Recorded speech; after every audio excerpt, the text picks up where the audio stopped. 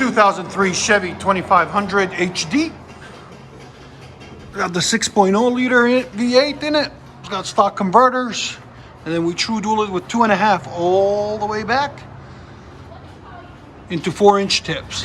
Right there and right there. True dual all the way back. I'll let you guys hear it in a second.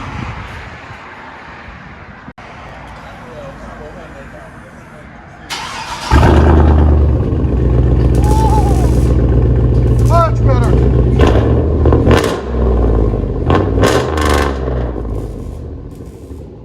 That's why you always want a true dual. Much better. You like it?